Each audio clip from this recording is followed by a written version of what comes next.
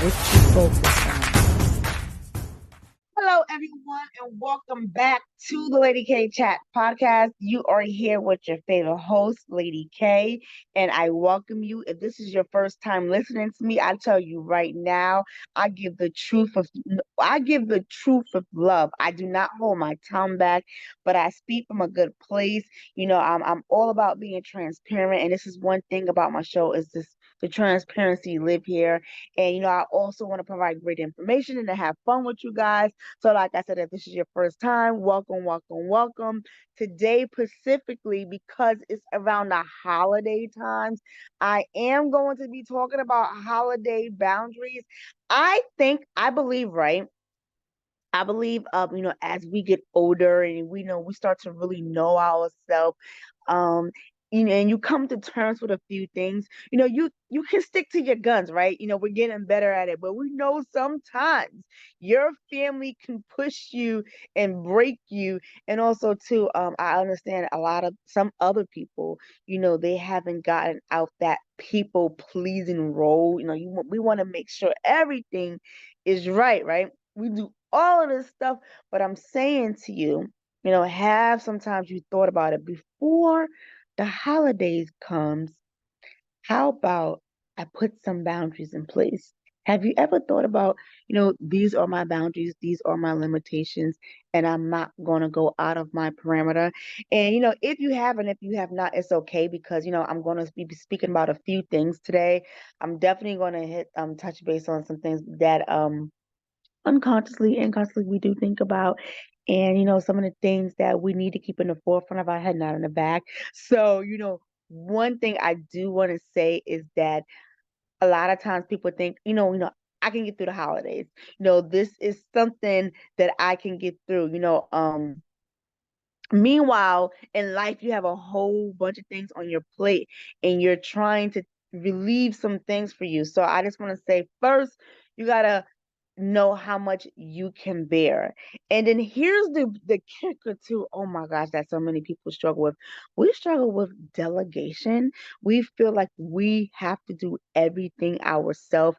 And if we don't do it, it doesn't get done correctly. And I understand that. And that's why it's important for you to know around you who's your people, who's on your team, and who can do what, because it helps, you know, um, take some things off the chip off your shoulders and to make you feel like, you're not in it by yourself. So the first thing I want to talk about is when you are preparing for your family to come to your house.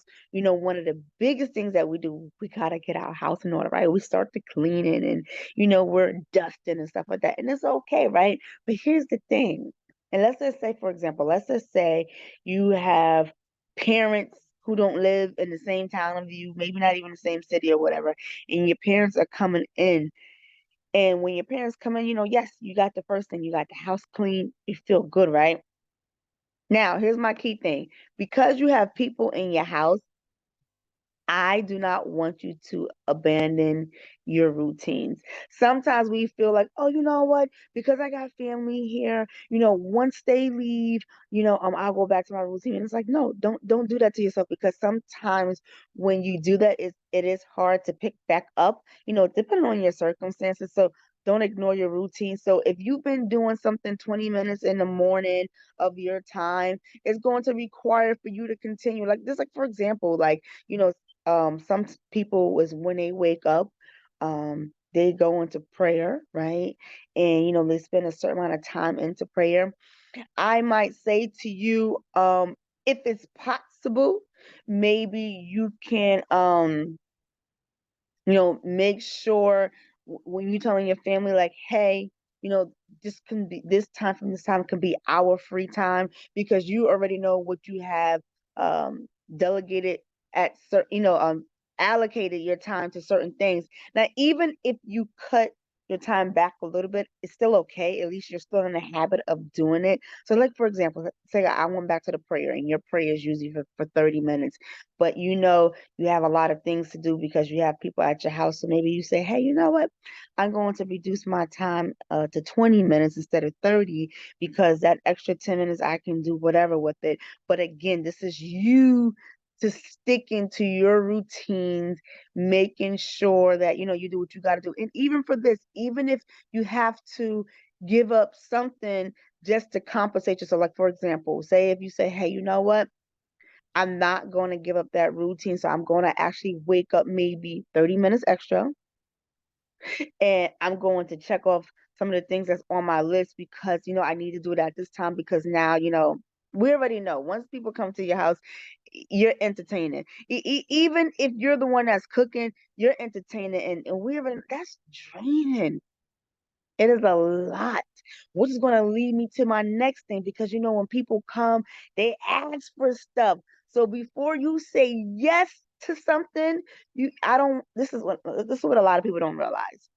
Self-sabotaging looks like when you want to say no, instead of saying no, you say yes. You put on an extra stress for yourself. You know what I'm saying? Hold it. You got to say, hey, you know what? I will love to do that at this time. I can't. Maybe I can ask, such and such to do it, or maybe I can ask whatever. So it doesn't feel like, you're just shutting out the person and saying no. Because one thing I say we do want to do around the holidays, we we want to watch our mouth, right? We're not trying to offend people, but we do want to watch the way we come off because we know, of course, we want to say things with love, but sometimes that's in general, that's how people are. They're going to take it offensive and they're going to take it the wrong way. But you can tell them, listen, I didn't mean it that way, but right now, that's not something that I can do right now. That's especially if you're still working or you might be running a business. Whatever the dynamics may be in your household, if you can't do it, don't be stressing yourself, going out your way. And if you have a big family, I think sometimes, and I don't know why people don't do this, get in the habit of this. Sometimes it's okay for you to start planning ahead. Like we already know, and you know how it is when it comes to our family. We know who's cooking what, we know who's good in certain areas, and we stick to that. So if you're not great in some areas and you got Uncle Earl around the corner, he can do some things for you. You better go on call Uncle Earl and let him do some things because like that is not your area where you want to go ahead and stress yourself out over something that because you're trying to impress people. And I know sometimes when it comes to our parents, they expect us to be a certain way. And because they're our parents, we sometimes think our parents did a lot for us. So now that they're getting older and we carry the responsibility, we try to show off. And it's like, cool, there's a difference between showing off like, hey, I can show you that I got this, then you carry on the extra burden to overwhelm yourself and just bring all types of anxiety that's not necessary. So, I'm saying that. And like I said, we can speak to our people with love. And let me tell you something, even being straight, stern, and direct, that is with love, but it's also reducing the attitude out your tone. You know what I'm saying? This is how I'm talking to you right now. Hey, no, I can't do that at this time because I'm just not available to do so. Did y'all hear attitude? I didn't hear no attitude. I just heard directness, and I just got straight to the point. Sometimes we have to be like that. Sometimes it just have to be, straightforward. And it is what it is. If people don't like it, then whatever. Next year they need to go find somebody else's house to go stay at. Okay, I'm just gonna tell you like that. So I kind of played in a little bit, yeah, I know me. I like to write down my notes, so I got down my notes and everything.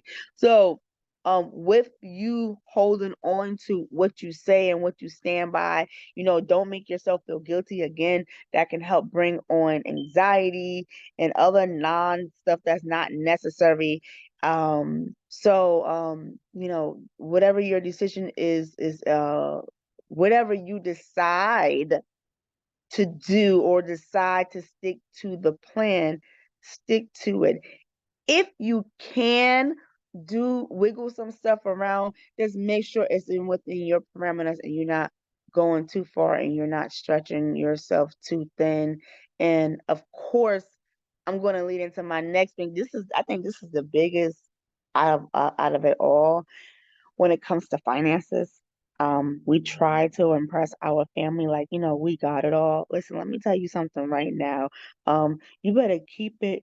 So a bare minimum. This is why I say when you can get some people to either contribute in different ways, like hey, if they say, hey, I'm gonna bring a pie, I'm gonna give y'all $50 so y'all can buy to us grocery. Listen, do that, okay? Or even with the when you're trying to entertain whatever you're trying to do, or oh, and of course, the biggest things is gift. I mean, one thing I'm gonna say one thing, okay? This is what I appreciate about my mom. So growing up, we did Christmas until the age of 5, and then after that, my mother introduced Kwanzaa to us.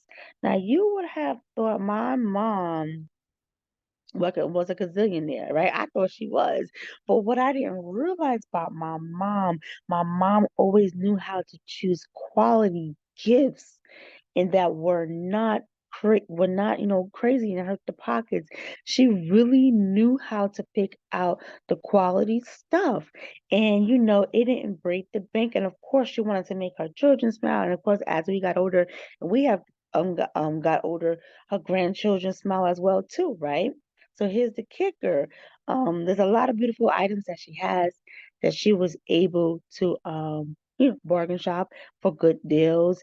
And sometimes we understand like there's a difference between cheap and inexpensive, but that inexpensive could come with quality. That's how she rolled, and it was beautiful, and I appreciate that because she taught me a lot. So with that being said, I'm telling you, you don't have to break the bank to go ahead and impress some people that you only see 2 or 3 times a year. And it's okay for you to ask people, hey, can you chip in? And it's not just to chip in because it shows that you don't have the money. It's showing that everybody is contributing. I think that should be stressed the most. I don't understand why in other cultures, right, it's okay when everybody's chipping because everybody's showing that they're playing a part. But when it comes to us, because we have our ideology of what we think. We think if we ask people to contribute, it makes it seem like, oh, we don't have it. No, it's just showing that everybody's doing their part. It's like when you have the family barbecue, certain people is going to bring the sodas, right? And you can trust them because they're going to bring the name brand sodas, and Uncle Earl can go ahead and bring the top knot liquor. You know what I'm trying to say? And then your family that's going to bring the meat and then the sides, and that's how we work. It doesn't have to be that one person shine, and it doesn't really matter if that person is the one that is making more money than anybody. Everybody can still contribute. You know what I'm saying? It doesn't matter what you bring. That's the whole purpose, because everybody played a part. Because I'm gonna say this to you too, and this is what a lot of people don't like, because the one who contribute the most and hold the finances the most, they hold the most decision makings, and when they start making the decision makings, then you're unhappy. And if you're unhappy, then you make sure you do something, and you do it loud too, to make sure that, all right, cool. John was the only one who got the bug. And that's just real talk. That's real talk.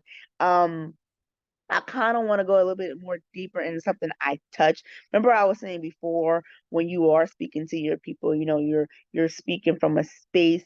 There is no attitude, or there is no one making someone feel less than, or have a certain demeanor. So I want to say that your language, when you speak to your family, make sure there's no shaming, no blaming, and no bullying. So we want to watch our words. I think, let me say something. I think it's an adult factor just to watch your words. And even though some people don't even deserve, for you to speak to them, or they might deserve your kindness. I mean, I'm sorry, they might deserve your silence. You can still, you know, kill them with kindness. You can still be in a way where you hold your firmness.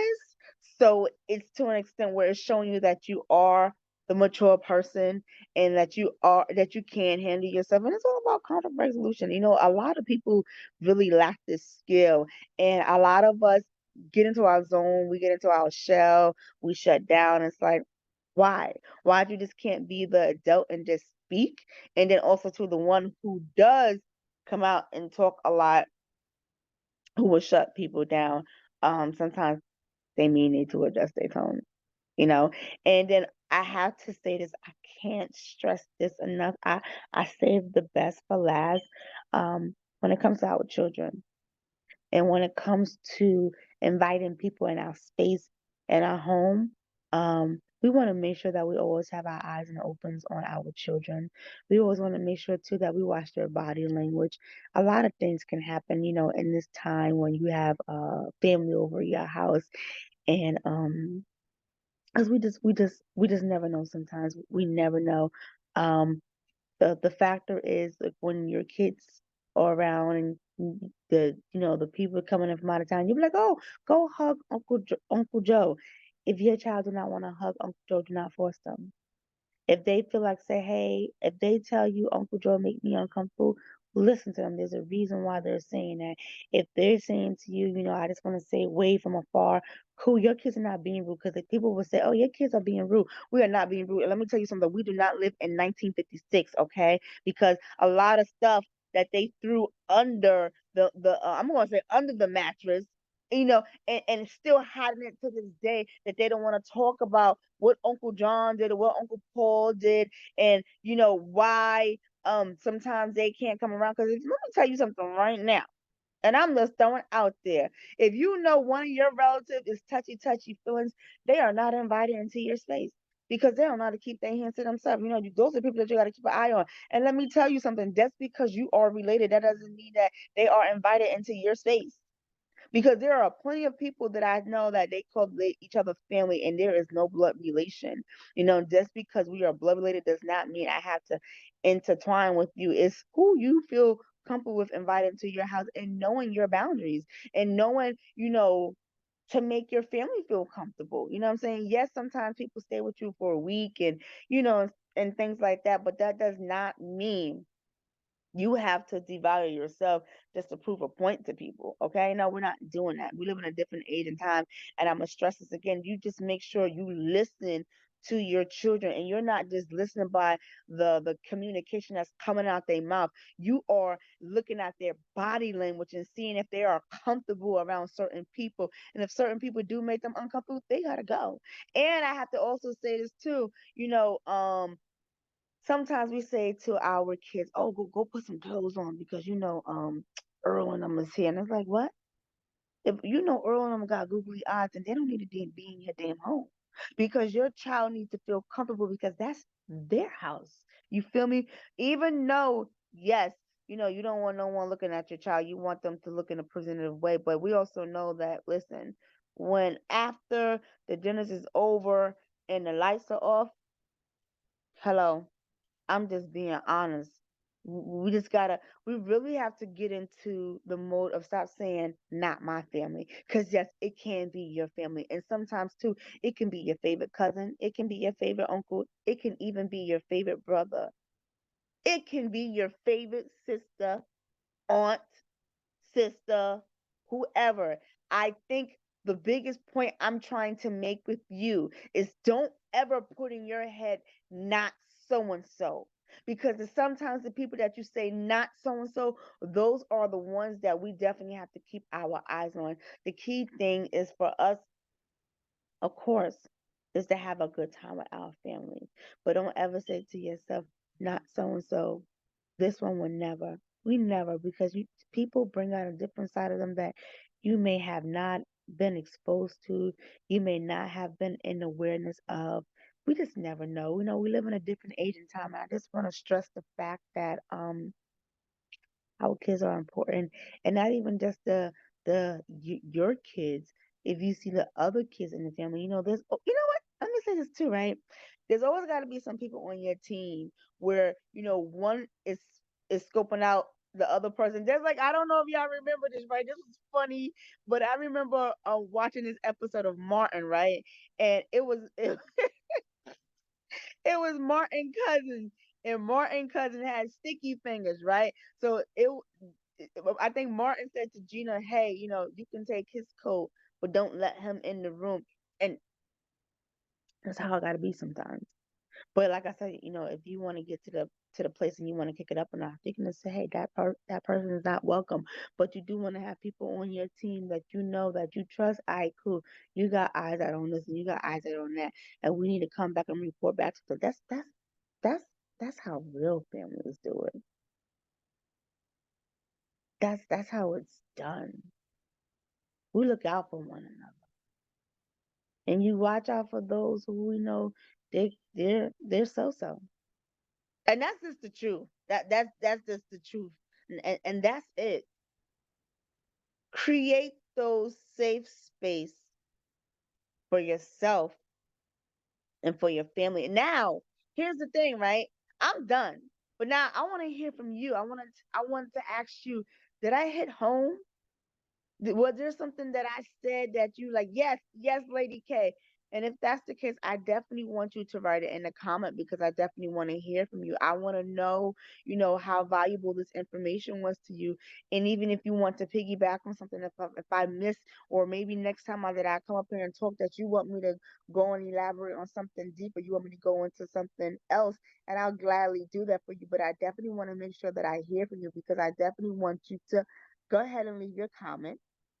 I want you to like this. And then I also want you to share this because I'm pretty sure that somebody can hear this valuable information right now. Because there is somebody right now that is suffering from holiday anxiety. And yes, holiday anxiety is real because they're in their mode trying to make sure that everything goes well. Listen, nobody wants to have a function at their house and it goes to hell or it goes to haywire. Who says, oh, I don't care? No, nobody says that. Everybody's like, I want everything to run smoothly. And if things go left, then that's when you gotta put, you know, circumstances come out and you gotta think and you gotta do what you gotta do, right? But overall, we want everything to work out well and we want to have a great time with our family. But sometimes, we just gotta evaluate who we call our family. Hello. And also to just create that safe space for us. So again, I want you to definitely comment. I want you to like. I want you to share. And also to listen. I don't know what you're looking around for because you want to make sure that every time before our show airs that you get the notifications. So the notification is go ahead and subscribe to our channel. And then you make sure you tell your people that the same thing. So with love. I am leaving. I am done for the night. I thank you for tuning in. I thank you. I thank you. I thank you. Thank you. Again, I am the one, the Lady K, who don't hold her tongue back, and I tell the truth of love. And I thank you for watching me tonight. And I will see you again next Tuesday here at 6 p.m.